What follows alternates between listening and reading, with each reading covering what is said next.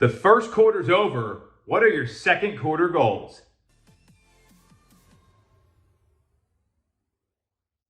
There's three ways you're probably feeling heading into Q2. One, I had a really bad first quarter and I'm not happy about it. Two, I'm on pace for my goals. Or three, I'm ahead and I'm feeling good and maybe I need to up my number. I would imagine most people are feeling the first or the second way. Given everything going on in the market, it's been a little bit of a challenging year. Inventory's low. I get it. Everyone's feeling that right now. That's just the reality of the 2023 shifting market. So knowing that you're maybe a little behind or right on pace, if you're ahead, congratulations. Watch this video anyway. If you're a little behind, way behind, or on pace, it's really important. And even if you're ahead, what's your second quarter goal? And what I know is this is an important statistic everyone needs to write down and remember. This will last you your entire career. 60% of your year should be booked, meaning pending and settled transactions should be on the books by June 30th of whatever your goal is. So if you want to sell 100 homes, you need to have 60 settled and pending by June 30th. Let's take a more reasonable goal. A lot of folks want to get to a place where they're doing 2 deals a month. That puts you roughly in the top 3% of agents in the country. So if you want to sell 24 homes, you want to be at 15 sales by the end of June because you can't do a 0.4 sale. That's what 24 times 0.6 is 14.4. So you want to be at 15 sales. And let's say you're at 6 sales right now. You did 2 in January, 2 in February, 2 in March, and you want to catch up, right? This is a common place I find agents are at this point in time. So that means you want to put 9 sales on the board over the next 90 days. So how do you plan for it? So you've got your goal, and we want to think quarterly goal stacked on top of a monthly goal for April, and then you adjust it in May and adjust it in June because things may change. You may get ahead or behind. And then what's your week by week goal? So let's start at the beginning of the quarter. That's where we are right now. What's your April goal? So that one's easy. You have 9 sales you want to do. Your goal is to get 3 deals on the board in the month of April. And then you break it down by week. And what I would do is break it down by things you can control. Control the controllables. So the way to do that is, you want to get 3 sales. How many offers do you have to write and how many listings do you have to take to make sure that happens? And that number is going to vary for everybody. Let's assume your offer acceptance rate is 50% and you're working heavy with buyers right now. It might be tough to plan on getting a listing given how competitive the listing market is.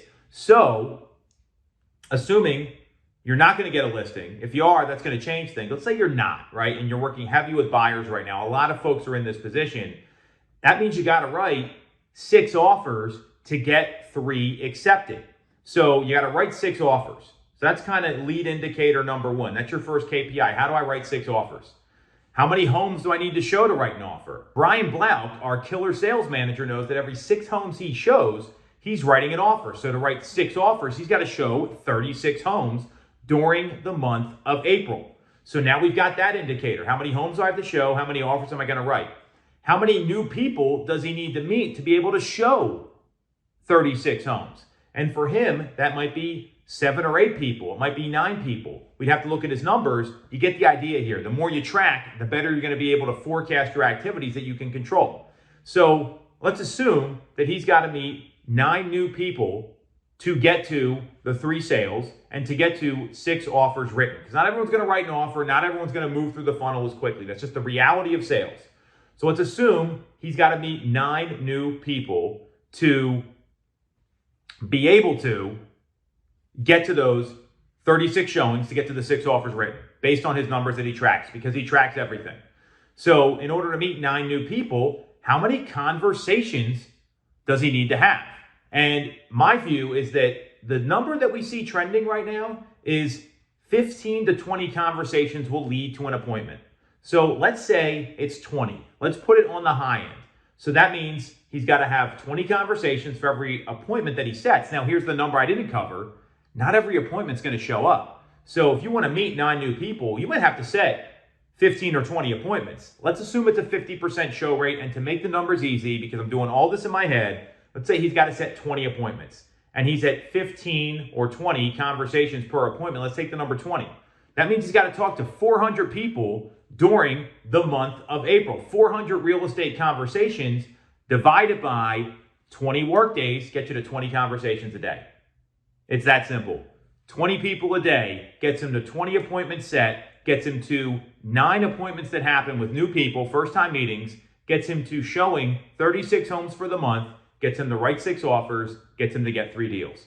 This may sound complicated. There's a lot of math here. The point is this. You've got to know these ratios. You've got to know how many people to talk to set an appointment, your appointment show rate, how many appointments turn into clients, and how many clients you need to acquire to write offers, and how many offers you need to write to get contract accepted. That's how you come up with a business plan. And you really want to boil it down to appointments that are happening, new people you're meeting, and conversations that you're having. That's a business plan right now. And some people may say, well, Tom, you know what? I hate numbers. I don't like math. And what I'm going to tell you is that if you're not tracking your numbers, you may not have a viable business. So if you want to hit your goals in the second quarter, follow this video. I spewed a lot of numbers out. Do me a favor. Reach out if you're confused. Reach out to me directly if you feel like you're not hitting your goals, and I can walk you through a lot of these ratios to help you buoy your business in the second quarter and hit your goals in 2023.